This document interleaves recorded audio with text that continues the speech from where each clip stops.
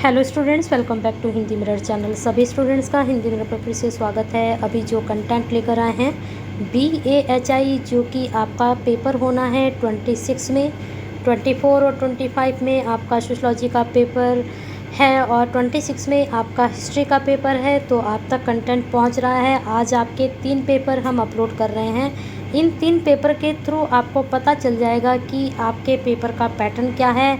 और हम पेपर के साथ साथ आप पेपर तो डाउनलोड कर लेते हैं, लेकिन उनमें आपको ये नहीं पता चलता कि कौन से क्वेश्चंस बहुत ज़्यादा आपके लिए इम्पोर्टेंट है, कौन से क्वेश्चंस रिपीटेड क्वेश्चंस हैं। तो उसके में आपको समझाया जाता है कि इम्पोर्टेंट कौन से क्वेश्चन हैं और रिपीटेड जो क्वेश्चन है वो आते ही आते हैं एग्ज़ाम में।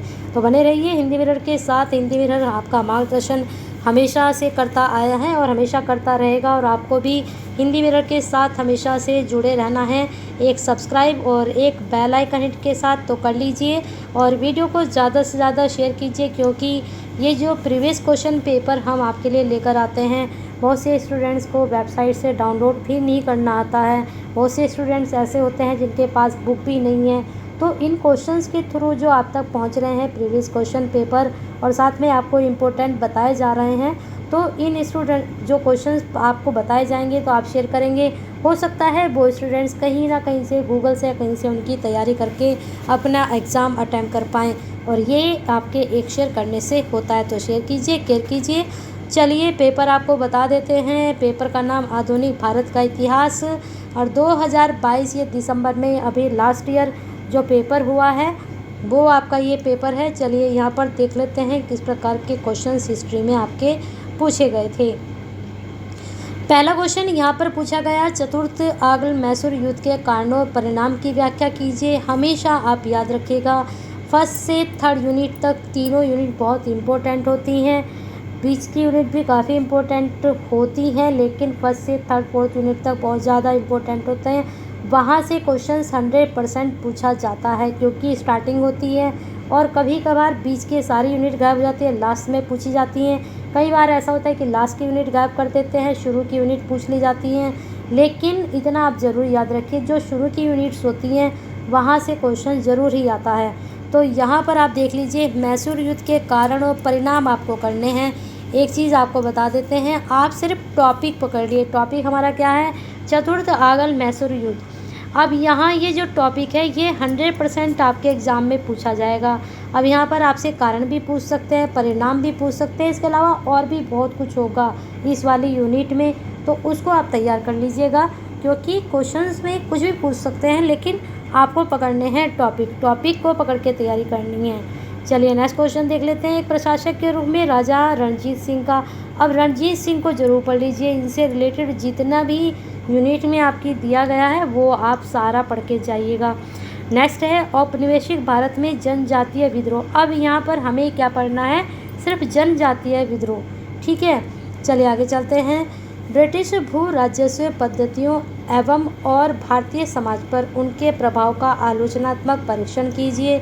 मैंने भी आपको 3 टॉपिक बताए कि इन 3 टॉपिक को अच्छे से क्लियर करके जाइएगा, 100% वहाँ से क्वेश्चन आएगा।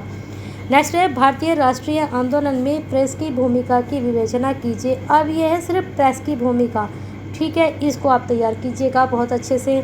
शॉर्ट क्वेश्चन की तरफ चलते हैं।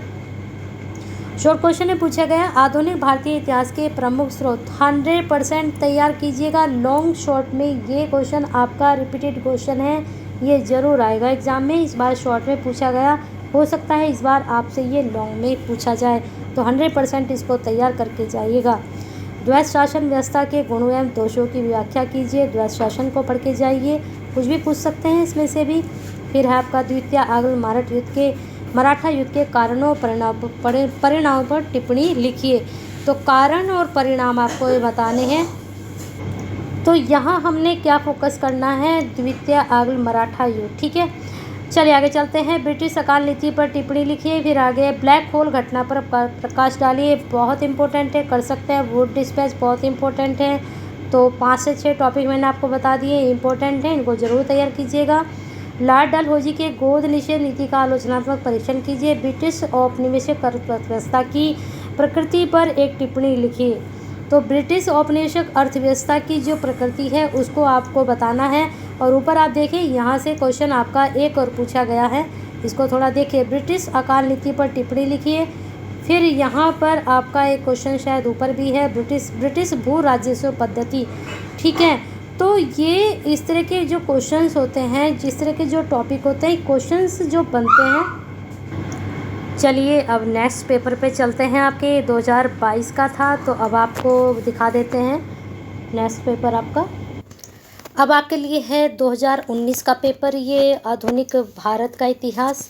यहाँ पर आपको देखते हैं कौन कौन से क्वेश्चन इंपॉर्टेंट है। और एक चीज़ मैं कई बार क्लियर कर चुकी हूँ कि आपके 20-21 में एग्ज़ाम नहीं हुए थे, तो 20-21 के आपके पेपर नहीं हुए थे, तो इसलिए पेपर भी नहीं है। तो 22, 19 और 18, 17 ये आपको पेपर मिलेंगे। ठीक है, तो चलिए 19 का डिस्कस कर लेते हैं। पहला क्वेश्चन यहाँ पर पूछा गया था, बंगाल में ब्रिटिश सत्ता की स्थापना का वर्णन कीजिए। ठीक है, आंग्ल बर्मा संबंध के मुख्य विशेषताओं की संक्षिप्त चर्चा कीजिए। आगे है 1857 के विद्रोह का प्रभाव का मूल्यांकन कीजिए। ये इंपॉर्टेंट है, इसको आप जरूर कर लीजिए। स्थायी बंदोबस्त के गुण एवं दोष जरूर कर लीजिए, दोनों क्वेश्चन इंपॉर्टेंट हैं। फिर नेक्स्ट है, दक्षिण भारतीय दलित आंदोलन की 1930 ईस्वी तक का परीक्षण कीजिए। फिर चलते हैं नेक्स्ट क्वेश्चन पर, शॉर्ट क्वेश्चन आ चुके हैं। आधुनिक भारतीय इतिहास के औपनिवेशिक स्रोत। देखिए यहाँ पर ये क्वेश्चन रिपीटेड हो चुका है, तो इसको 100% करके जाइएगा। सांप्रदायिक इतिहास लेखन 100% कर लीजिएगा। भारत में पुर्तगालियों का पतन का कारण कर लीजिएगा इसको तैयार। फिर इसके बाद है डुप्ले, हैदर अली, भारतीय सिविल सेवा, स्वामी दयानंद सरस्वती, अकाल नीति को जरूर कर लीजिएगा। और यहाँ पर भारतीय सिविल सेवा को भी जरूर कर लीजिएगा। तो कुछ टॉपिक हैं वो बहुत ही इंपॉर्टेंट होते हैं और वो क्वेश्चंस बनते हैं उन टॉपिक में से। चलिए नेक्स्ट पेपर देख लेते हैं आपका। अब देखते हैं 2022 का आपका जून का पेपर। यहाँ पर देखते हैं जून में किस प्रकार के क्वेश्चंस पूछे गए थे। दिसंबर अभी डिस्कस किया, 19 हमने डिस्कस कर लिया है। अब 2022 का जो आपका जून का पेपर हुआ था, यहाँ देखते हैं किस प्रकार के क्वेश्चंस पूछे गए थे। पेपर का नेम से सही है, देख लीजिए एक बार, चेक कर लीजिए। अब आते हैं इसके पहले क्वेश्चन पर। आधुनिक भारतीय इतिहास को जानने के लिए प्रमुख प्राथमिक व द्वितीयक स्रोत। देखिए क्वेश्चन बार बार आ रहा है, 100% करके जाइएगा। अगर लॉन्ग में आ गया तो बिल्कुल सही नंबर आपके बैठेंगे। 20 नंबर का ये प्रश्न आएगा। 20 में से अगर ये लॉन्ग में आता है तो आपके 16 से 17 नंबर कहीं नहीं गए हैं। ठीक है, चलिए आगे चलते हैं। 18वीं शताब्दी में भारत में आंग्ल फ्रांसीसी प्रतिद्वंद्विता का वर्णन कीजिए। तो आंग्ल फ्रांसीसी पढ़ लीजिएगा, प्रश्न किस प्रकार से बन सकता है। फिर है 1857 तक भारत में होने वाले किसान आंदोलन पर एक निबंध लिखना है। तो 1857 जरूर पढ़ के जाइए, यहाँ से क्वेश्चन आपका जरूर बनेगा। ईस्ट इंडिया कंपनी की आर्थिक दोहन की नीति पर एक आलोचनात्मक निबंध लिखना है। फिर है भारतीय पुनर्जागरण के स्वरूप एवं परिणामों का विवेचन करें। प्रश्न अच्छा है, रिपीटेड हो सकता है। चलिए आगे चलते हैं। लॉर्ड क्लाइव के प्रशासनिक सुधारों का विवरण दीजिए। डलहौजी के सुधारों का वर्णन कीजिए। डलहौजी भी जरूर करके जाइएगा, प्रश्न बनेगा यहाँ से। बक्सर का युद्ध क्यों हुआ, इसके महत्व का परीक्षण कीजिए। पानीपत के तृतीय युद्ध के क्या परिणाम हुए, पानीपत के तृतीय युद्ध के कारण भी जरूर कर लीजिएगा। ठीक है, चलिए आगे चलते हैं। फिर आपका रैयतवाड़ी व्यवस्था है, वुड डिस्पैच भी जरूर करके जाइएगा, रिपीटेड क्वेश्चन है, 100% बन सकता है एग्जाम में। हड़प नीति और पेशा बाजीराव द्वितीय, कुछ ये जैसे आपके पेशा बाजीराव हैं, पिछले पेपर में स्वामी दयानंद हमने देखे, डुप्ले देखे, तो कुछ छोटी छोटी टिप्पणी इनकी आप तैयार कर लीजिएगा।